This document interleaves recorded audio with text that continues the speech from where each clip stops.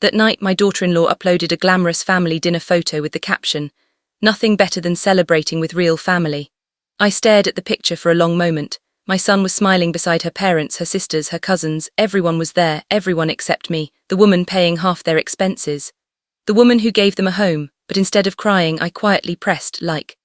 Then I left one calm comment, since real family is handling celebrations now. Maybe real family can also start handling the bills. 7 minutes later, my phone exploded with calls, and for the first time in years, they realized my silence had never meant weakness. My name is Elena. I'm 67 years old, widowed, and I own a beautiful duplex in Vermont. I live downstairs. My son Adam and his wife Vanessa lived upstairs for almost 6 years, rent-free. At first, I didn't mind. After my husband passed away, having family close felt comforting. I paid the property taxes, the water bills, the heating, the internet, even most of the groceries. Vanessa used to call me Mom. Until comfort slowly turned into entitlement. It didn't happen overnight. First, she stopped inviting me to dinners. Then family vacations. Then birthday celebrations. Eventually, I became invisible inside my own home. 3 days before their anniversary dinner, Vanessa casually mentioned they'd booked a restaurant downtown. I smiled and asked what time we should leave. She looked surprised. "It's actually just immediate family."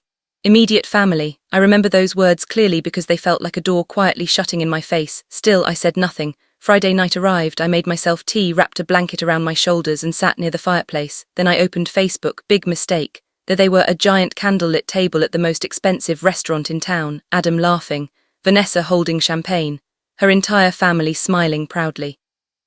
And the caption, "Perfect night with the people who matter most." That was the moment something inside me changed, not anger, clarity.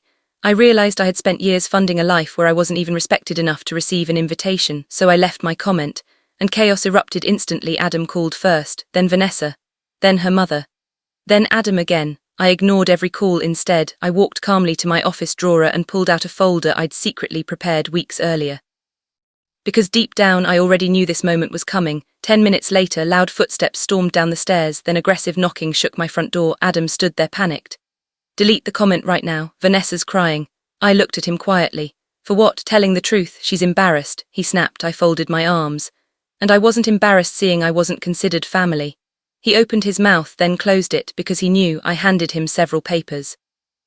Starting next month, utilities upstairs would transfer into their names. No more free electricity, no more water, no more internet payments from me. Adam's face turned pale. "Why are you doing this now?" I gave him a calm smile. "Because I finally understand my role in this house."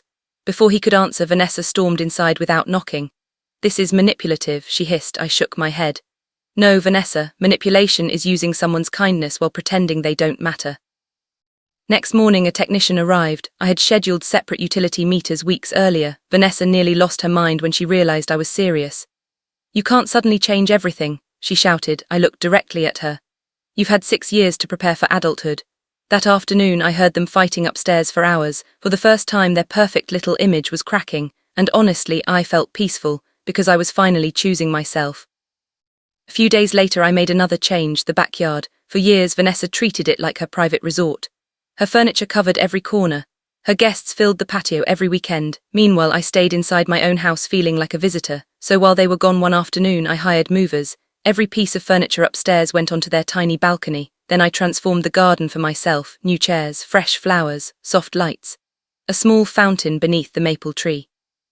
When Vanessa came home, she froze. "Patio set is upstairs," I answered calmly. "We always host parties down here." I smiled softly. "Well, now you'll have more privacy for family-only gatherings." She stared at me speechless. And for the first time, I think she realized I wasn't bluffing anymore.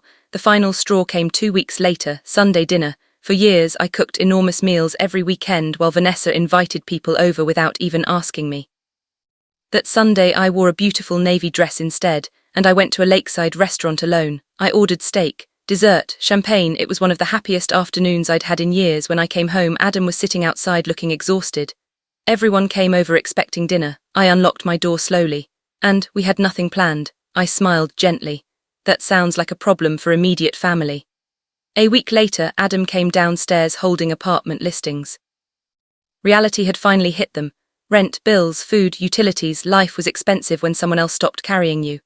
"Can we please just go back to normal?" he asked quietly. I looked at my son for a very long time, then I said something I should have said years earlier.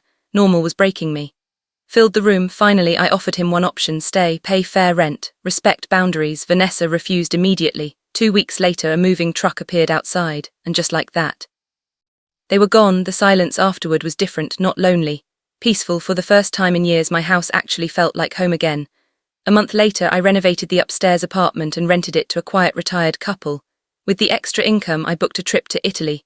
Funny enough, the woman they treated like she didn't matter suddenly started living the life she had postponed for everyone else. Sometimes revenge isn't loud. Sometimes it's simply refusing to be used anymore. And sometimes the strongest thing a person can say is, no more.